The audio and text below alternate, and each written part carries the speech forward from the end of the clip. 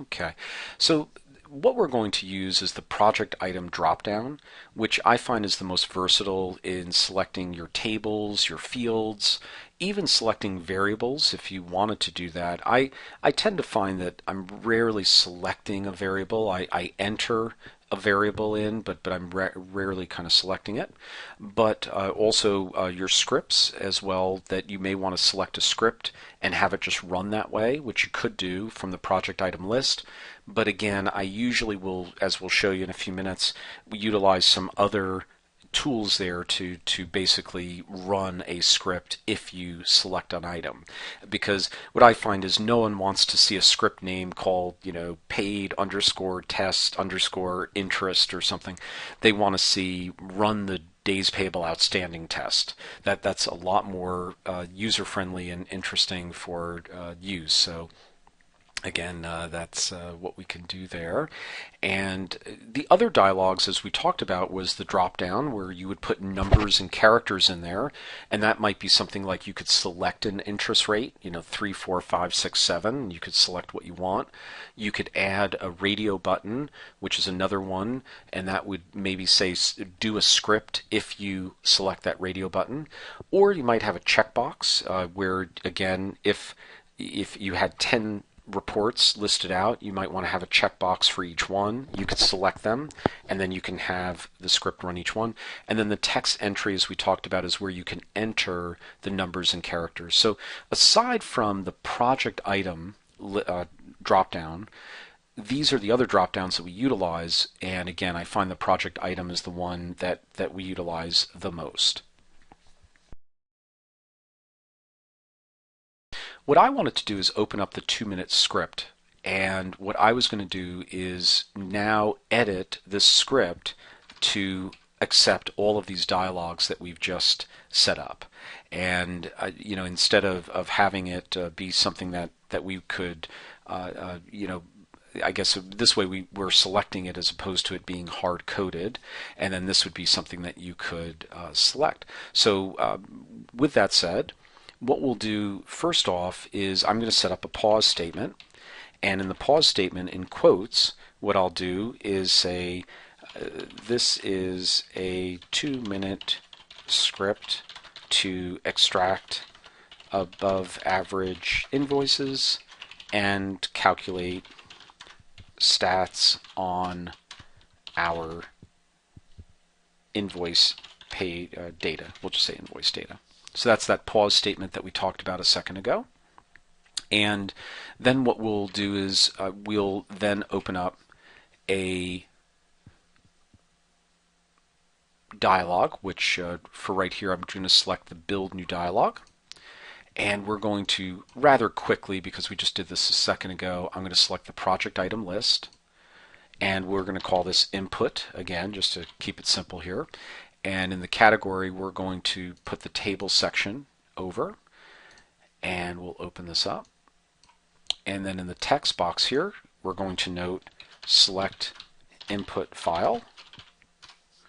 And now we have the select input file there with the drop down. I'm going to close this, and we're done. Now, what I know is that I've used this paid file throughout, so I can right click and copy that, and then I can do a find. And when it says find what, I can say paid file, and I'm going to replace with, again, percentage marks, input, percentage marks. Find the next one, replace, replace. Now I've replaced my hard-coded item with this input. Next one, check amount, is what we need to get rid of. So I'm going to now build a new dialog.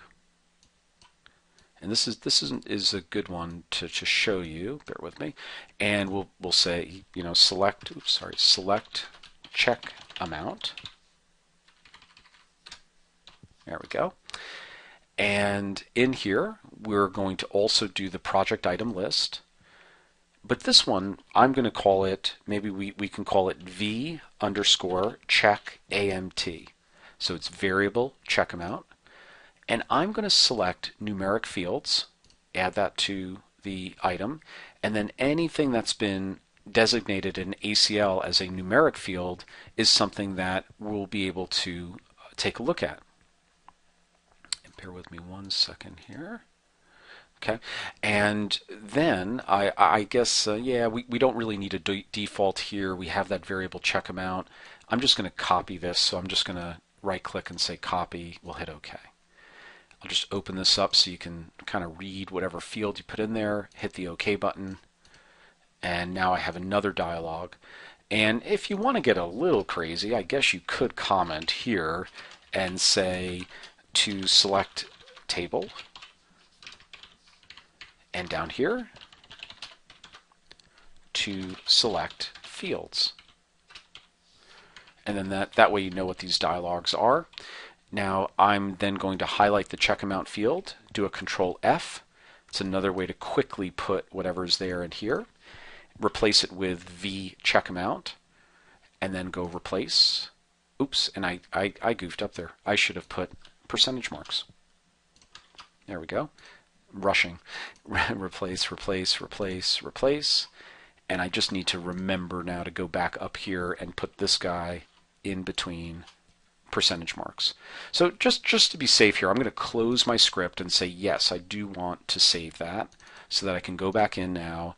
And I have not only my dialogs, but I also have my open input, statistics on check amount. Just taking a look here, what else do I need to set? I have this average 1, but that's actually being set by the program itself. So it's not something that I really need to set at this point. So I'm not too worried about that. And continuing on and through this. So I think we're good here to run this script now. So let me kind of run this, showing you how to utilize the pause statement. Select input file, paid file, select check amount, and voila, we're back and have our answer just like we had before. But now you could call paid file something completely different. You could call your check amount field something completely different, and it would work perfectly. Okay, so let's kind of go to another dialog, because we've probably explained hopefully the project dropdown well enough for you. I'm going to create a new script, and to do that I would right click and say new script, and I can do that anywhere in the ACL project window over there. And in this new script I'm going to add another couple of dialogs. So the first dialog I'm going to set, let me just kind of drag this down here. First dialog that I'm going to set is a checkbox, and I'm going to select the checkbox here, and we'll call this again V underscore maybe 2min, something like that, and maybe 2-minute SCR for script. So that's the variable. And in the label, I'm going to say at this point we'll call this to run the 2-minute script. Okay. Then I can select another checkbox just for fun here, and in this one I'm going to call this V, and maybe we'll call this then interest script, then int script, and in the label to run the vendor interest script. Okay. And now we have both of those in there. So now the checkboxes, and we'll maybe I'll put a little title to this as well by hitting the text box up here and just saying, to select scripts to run today. Okay. So I can rename this script now that I have it. I can close it. Maybe that's the best thing to do. And I'm going to rename this script and call it maybe something like underscore main menu, and then that'll bring it right to the top. So that now I have a main menu script that's going to run the 2-minute script, as well as I'll show you in a second, the vendor interest 101 script. Okay, going back to the main menu. Now the two variables that we set in here, one was called V 2-minute script, and one was called V then interest, I believe, script. And I'm just going to go back here to my dialog to check that. So V then int script, and Okay, and the 2-minute script. Now, what I can do is I can add a statement. If the 2min script equals t. And in this case, we're not putting the percentage marks around it, by the way. It's just, if the 2min script equals t, then what we'll do is we'll go do script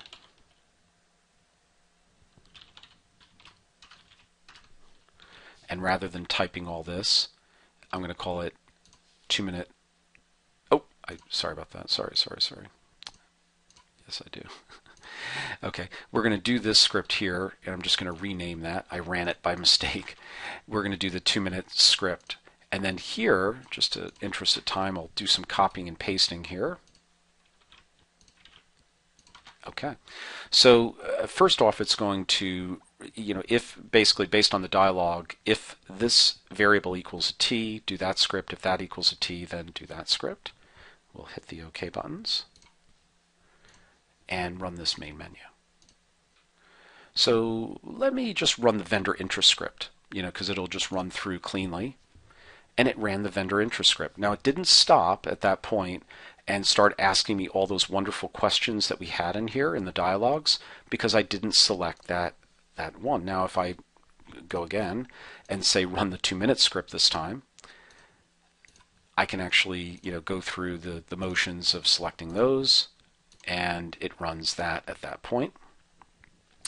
And at that point we have basically gone through the 2 scripts here to run through. I'm just kind of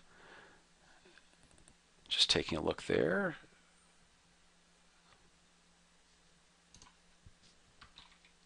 That should have gone through, and then that runs through those scripts there as well. So again, you're able to select each one that you want to select, and it'll run through the scripts accordingly. So that's basically how you would select using a checkbox. Let me go back to this main menu, and in this case I'm going to comment out that dialog, and I'm going to add a new dialog box in this case. And in this one, we're actually, what I'll do here is, bear with me one second, we'll kind of add a new script here. And now we're going to select the dialog or radio button. Now the radio button is going to determine which one you're wanting to run. So we could say, run, then we'll just say the first label might be like 1, run vendor interest script. We'll add that. So that's the default. That's number 1, and that's kind of a key here. I mean, we could call it radio 1. I could call it anything I want. Maybe I'll call it v underscore radio 1, and then in the other one we'll call it run the 2-minute script. Okay, and we'll add that as number 2. So now we kind of have a selection box, and again in my text here I'll just add to select one or another script to run, and then that allows you to walk through the dialog box that way.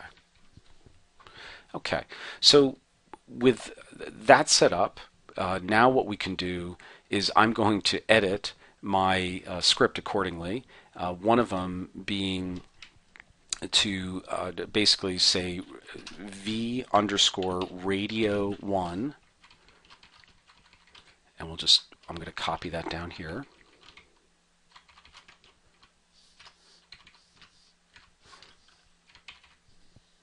Okay, so essentially if the v radio 1, and let me just make sure I take a look at that, v radio 1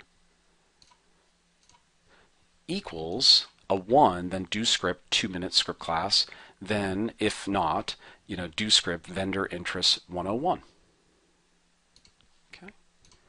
So now that we run through the scripts here, we'll run, and I'll run the 2-minute script, and and actually I goofed a little bit there. it really should have been the other way around. So apologize about that. Let me just fix that there. So if I run through this again and run the 2-minute script, it then will kind of walk me through running through this 2-minute script that we just built a second ago. I just goofed when I set up my main menu. Again, VRadio1 equals 1 is the vendor interest. Let me just make sure. Yep, see vendor interest. And then the second one was the 2-minute script. So that's why that was set up accordingly. So that walks you through how to do almost everything that we've talked about. The last thing that I'm just going to show you in this vendor interest payables test set is the text input. And the text input, let's take a look at this dialog box here. The text input where we said enter the investment percentage. Let's double click on that. I created a variable called PERC, percent, PERC. That's that variable. So that is this edit box right up here on the left-hand side under the text. Sure. And we'll save that. So now that editing text box I just want to show it to you in the report here. If I enter a 3 in here like we've done before, that will then be saved into the memory of ACL as a variable. And then that variable percent, notice I'm using the percentage marks, divided by the 100.0000, then I can start to recalculate how that percentage will be utilized by the ACL script. So again, that walks us through all of the different types of dialog boxes within ACL, like all of the different options here that we have with regards to setting up text, edit boxes, checkbox, radio box, drop-down list, and project item lists.